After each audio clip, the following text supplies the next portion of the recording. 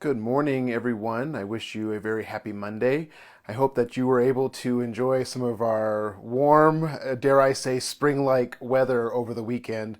It was good for the heart and the soul and the mind and the body to feel those warmer temperatures and get outside. Winter's not over, but it was good to have a little reprieve and to feel that warm weather. So I hope you all were able to experience that warm weather. So before I get into today's psalm, I do want to wish everyone a happy International Women's Day. Happy Women's Day. The movement started in 1911, if I'm not mistaken, to draw attention to the contributions of women in our society and across the globe, as well as to challenge us to work toward gender equality. And there is much work that remains.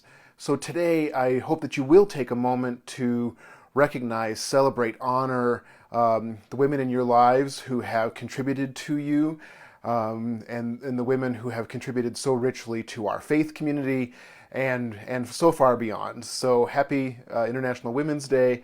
And if you don't know about it, check it out. The website is really there's a lot of great information on the International Women's Day website. So happy Women's Day, everyone. So today's psalm is Psalm 14. And I have to say up front, this is not a fun psalm. I read it, and my first reaction was, wow, somebody woke up on the wrong side of the bed this morning. This is a angry, grumpy psalm. In my New Revised Standard Version Bible, the title is Denunciation of Godlessness. So this is some good old-fashioned angry God stuff. So here's just a few words of this psalm. It says, "Fools say in their hearts, there is no God. They are corrupt. They do abominable deeds. There is no one who does good.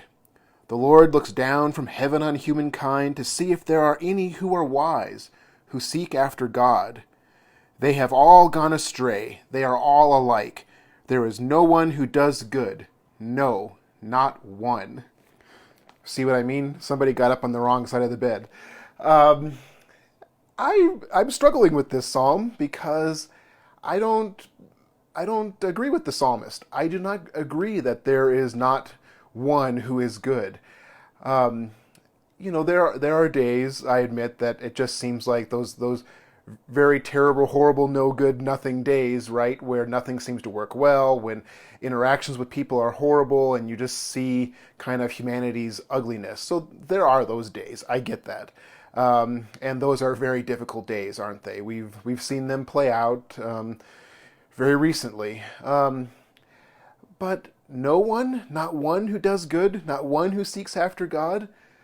On this International Women's Day, I can think of some very faithful women who from generations of old and to recent, who have followed after God, who have done good, who have walked miles across deserts and to feed their children and do such good things. So I don't agree with the psalmist this morning. But we have been working with Nan Merrill's Psalms for Praying.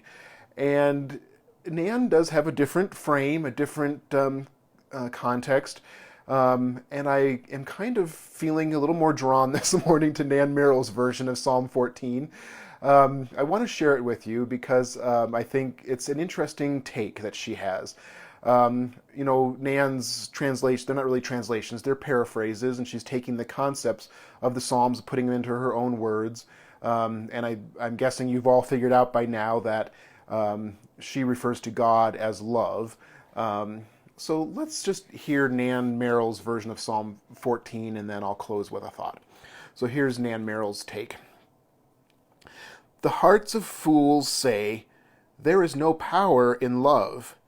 They live in illusion. They torture themselves and others.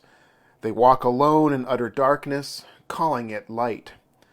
Love looks into the heart of every person to see if any act with wisdom, if any seek to walk with love.